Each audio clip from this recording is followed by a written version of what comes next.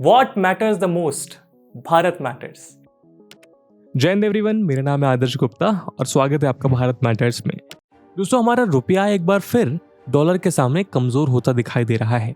जी हाँ, हाल ही की रिपोर्ट्स में इंडियन रुपी की वैल्यू डॉलर के सामने गिरते गिरते अपने रिकॉर्ड लोएस्ट लेवल तक पहुंच गई है और करंट एक्सचेंज रेट को देखते हुए अब आपको $1 के बदले 83 रुपये से भी ज्यादा चुकाने की जरूरत पड़ेगी। यहाँ तक कि हाल ही में पब्लिश हुई कुछ न्यूज रिपोर्ट्स में इकोनॉमिक एक्सपर्ट्स ने ये तक कह दिया कि हो सकता है कि आने वाले समय में $1 की कीमत 85 रुपये तक पहुंच जाए। मगर इस सब के बीच भी अगर हम आपसे कहें कि ग्लोबल लेवल पर भारत का रुपया कमजोर नहीं बल्कि मजबूत हो रहा है, तो आप जरूर इसे मजाक मानेंगे।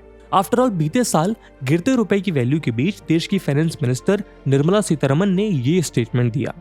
तो उनके स्टेटमेंट के पीछे के लॉजिक को बिना समझे इसका काफी मजाक बनाया गया था, जहां सोशल मीडिया प्लेटफॉर्म से लेकर न्यूज रूम डिबेट्स तक इस टॉपिक को मीम की तरह डिस्कस किया गया।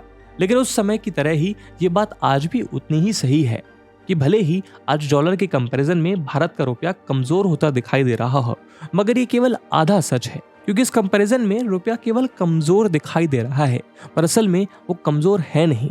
अब आप पूछेंगे कि वो कैसे, तो चलिए आज हम आपको इस वीडियो में बताते हैं कि कैसे यूएसए अपने डोमिनेंट पोजीशन का फायदा उठाकर डॉलर को मजबूत तो बना रहा है, लेकिन वो फिर भी ग्लोबल लेवल पर भारत के रुपए को 10 से मस नहीं कर पा रहा है। बल्कि बीते 10 सालों में इंडियन रुपी दूसरे इंटरनेशनल करेंसीज के कंपैरिजन में ना केवल स्टेबल दिखाई देता है बल्कि कुछ के कंपैरिजन में तो वो कंसिडरेबली स्ट्रांग भी हुआ है।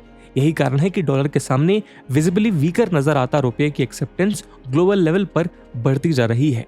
दोस्तों, आज की वीडियो की इंपॉर्टेंस यूपीएससी प्रीलिम्स और मेंस के जीएस पेपर 3 के इंडियन इकोनॉमी सेक्शन के लिहाज से इंपॉर्टेंट है। तो चलिए शुरू करते हैं आज का डिस्कशन।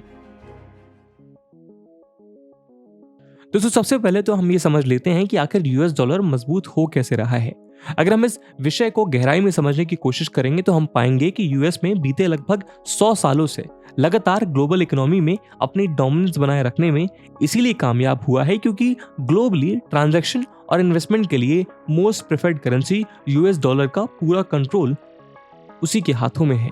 कहानी में थोड़ा पीछे चले तो हम पाएंगे कि जिस तरह भारत में आरबीआई रेपो रेट्स और रिवर्स रेपो रेट्स निर्धारित करके इंडियन इकोनॉमी में रुपये की सप्लाई और इन्फ्लेशन को कंट्रोल करता है, ठीक उसी तरह यूएसए में ये काम वहां के सेंट्रल बैंक यानी उनकी फेडरल रिजर्व का है, जो जरूरत के मुताबिक इंटरेस्ट रेट्स को निर्धारित करके यूएस इकोनॉमी में डॉलर के सप्लाई को मेंटेन करती हैं। अब अगर हम 2014 की स्थिति में देखें तो उस समय यूएस फेडरल रिजर्व का इंटरेस्ट रेट महज 0.1% था।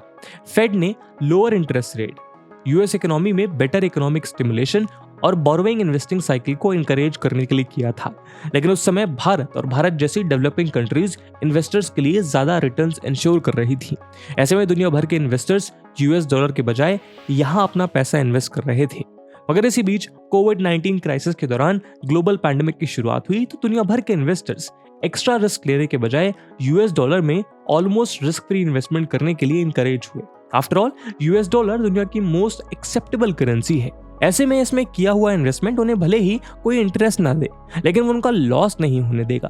यही कारण है कि ग्लोबल इन्वेस्टर्स ने दुनिया भर में किया हुआ अपना इन्वेस्टमेंट निकालकर यूएस डॉलर्स में इन्वेस्ट करना शुरू कर दिया। अब इससे ग्लोबली यूएस डॉलर की डिमांड अपने आप बढ़ने लगी।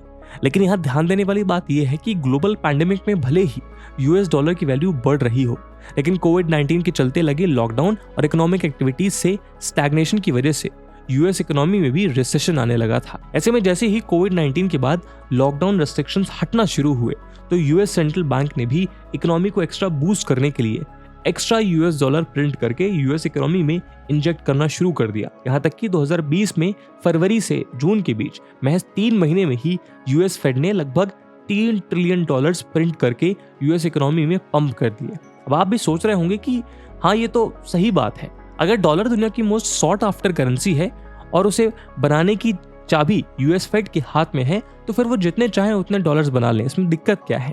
मगर यही एक कैच और है, क्योंकि कोविड-19 के बाद आए इकोनॉमिक स्लोडाउन से खुद को निकालने के लिए यूएस फेडरल रिजर्व ने डॉलर्स प्रिंट करके इकोनॉमी में पुश तो कर दिए और ऐसा करके यूएसए पैंडेमिक लेड स्टैग्नेशन से बाहर आ भी गया, लेकिन इकोनॉमी में करेंसी की ह्यूज सप्लाई की वजह से यूएस इकोनॉमी में इन्फ्लेशन तेजी से बढ़ने लगा, जो बढ़ते बढ़ते 2022 के मिड तक अपने 40 साल के हाईएस्ट लेवल पर जा पहुंचा।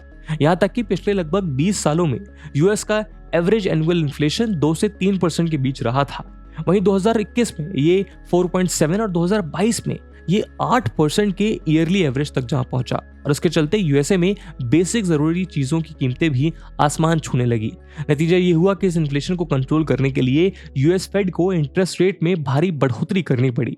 जहां 2014 में यूएस फेडरल रिजर्व के इंटरेस्ट रेट महज 0.1% था, वहीं ये अब 5.33% इंटरेस्ट रेट के साथ अपने 22 साल के हाईएस्ट लेवल पर पहुंच गया। यही नहीं, यूएस फेडरल रिजर्व का ये दावा है कि आने वाले समय में भी वो इकोनॉमी में इन्फ्लेशन से लड़ने के लिए इस इंटरेस्ट रेट को हाई रखेगा। मगर यूएस फेड के स्टेप ने एक बार फिर डॉलर को मजबूत कर दिया, क्योंकि अब हायर इंटरेस्ट रेट की वजह से इंटरनेशनल मार्केट में उसकी डिमांड बढ़ चुकी थी। क्योंकि जैसे ही यूएस फेडरल रिजर्व ने अपने यहाँ इंटरेस्ट रेट्स को हाई किया, तो दुनिया भर के इन्वेस्टर्स ने यूएस में बेटर रिटर्न्स के लिए इन्वेस्टमेंट करना शुरू कर दिया। क्योंकि जब एक इन्वेस्टर को अपने रिटर्न्स डॉलर के फॉर्म में और हायर इंटरेस्ट रेट के साथ मिल रहे हैं, तो फिर वो कहीं और क्यों जाएगा। लेकिन अब आपके मन में ये सवाल उठ रहा होगा कि यदि इन्फ्लेशन बढ़ा है तो करेंसी की वैल्यू जो नीचे जानी चाहिए, तो इन्फ्लेशन के बीच भी यूएस डॉलर स्ट्रांग कैसे हो गया। दोस्तों, असल में यही यूएस डॉलर और यूएस इकोनॉमी की सबसे बड़ी सुपर पावर है। वो बीते लगभग 100 साल से अपनी इकोनॉमी और दुनिया भर में यूएस डॉलर की डिमांड और पावर को खुद ही कंट्रोल कर रहा है। यही कारण है कि मैक्रो इकोनॉमी के बेसिक रूल्स भी यूएसए जैसी बड़ी और डोमिनेंट इकोनॉमी पर अप्लाई ही नहीं होते।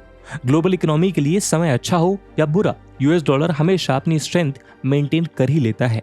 खासतौर पर वर्ल्ड इकोनॉमी के लिए जब भी बुरा समय आता है, ज्यादा से ज्यादा लोग अपने आखिरी विकल्प या लास्ट रिजॉर्ट की तरह डॉलर में इन्वेस्ट करके एक सेफ बेट करना चाहते हैं।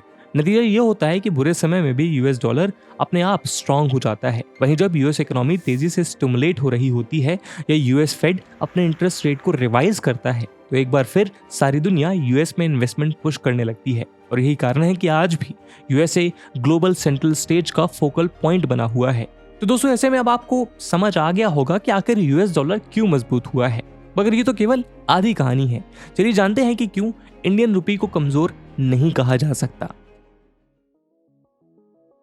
दोस्तों, अगर हम इंडियन रुपये की ट्रेंड पर गौर करें तो हम पाएंगे कि यदि हम यूएस डॉलर के अनफेयर एडवांटेज को ध्यान में रखते हुए यूएस की बात छोड़ दें, तो बाकी ग्लोबल करेंसीज के कॉन्टेक्स्ट में इंडियन रुपये काफी स्टेबल नजर आता है। अब देखिए, जहां सितंबर 2013 में यूरो की वैल्यू 85 रुपीस थी, वहीं 2023 में ये 89 रुपीस है। यानी एक्सचेंज रेट के मुकाबले बीते 10 सालों में यूरो केवल 4 रुपए महंगा हुआ है। इसी बीच 2013 से 2023 के बीच ब्रिटिश पाउंड 101 से केवल 103 ही पहुंच पाया, यानी महज 2 रुपए की बढ़ोतरी।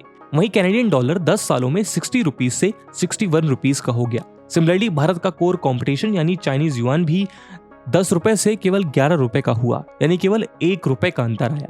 जबकि इसके उलट जापानीज येन और ऑस्ट्रेलियन डॉलर इंडियन रुपये की कंपैरिजन में कमजोर हुए। जी हाँ, जहां जापानीज येन 10 सालों में 0.65 रुपीज से घटकर 0.56 रुपीज का हो गया, तो वहीं ऑस्ट्रेलियन डॉलर 59 रुपीज से घटकर 53 रुपीज का हो गया। सिमिलरली ब्राजील रियल के कंपैरिजन में भी इंडियन रुपी बीते 10 सालों में 65% और रशियन रूबल के कंपैरिजन में 123% इंक्रीज हुआ। ऐसे में हम देख सकते हैं कि मोटे तौर पर इंडियन रुपी या तो दूसरी ग्लोबल करेंसीज के कंपैरिजन में मोर और लेस स्टेबल रहा है, या फिर वो उनके कंपैरिजन में मजबूत होता दिखाई देता है।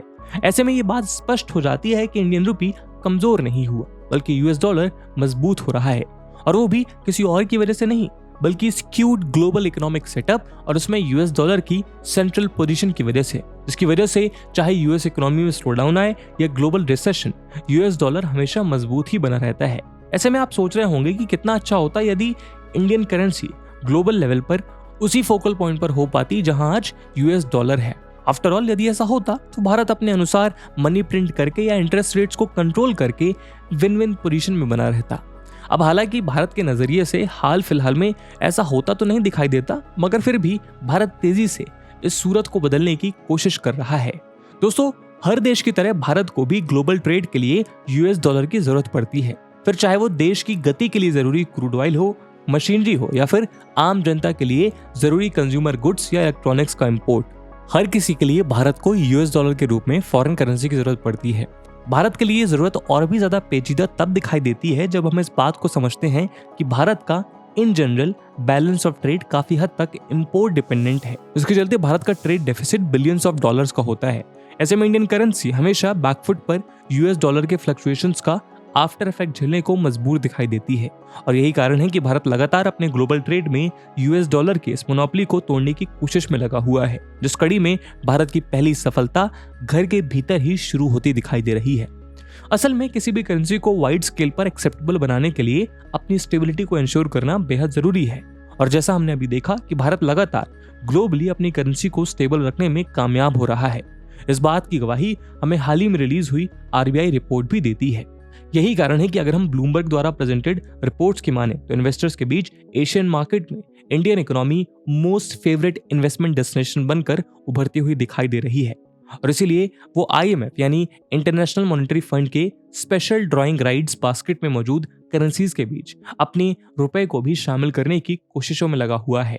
यहाँ हम आपको बता दें कि एसडीआर यानी स्पेशल ड्राइंग राइट्स आईएमएफ द्वारा क्रिएटेड इंटरनेशनल रिजर्व एसेट है जो उसके मेंबर कंट्रीज के ऑफिशियल रिजर्व्स को सप्लीमेंट करने में काम आती है। एसडीआर की बास्केट में अब तक 5 करेंसीज को इंक्लूड किया गया है जिसमें US dollar, euro, Chinese renminbi, Japanese yen और ब्रिटिश पाउंड स्टर्लिंग मौजूद हैं।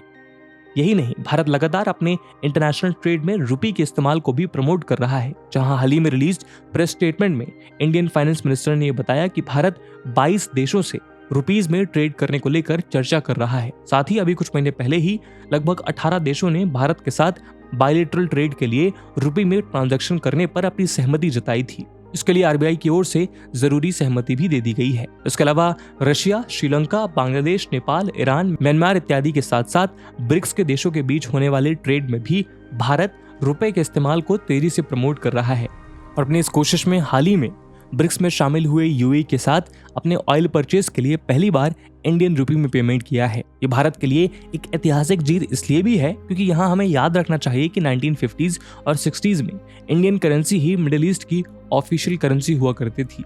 ऐसे में इंडियन रुपये के बढ़ते कदमों को देखते हुए यही समझा जाता है कि आने वाले समय भारत का ही होने वाला है, जहां जैसे जैसे ग्लोबल ट्रेड और वर्ल्ड इकोनॉमी में भारत का डोमिनेंस बढ़ेगा, भारत का सिक्का भी अपने आप चलने लगेगा।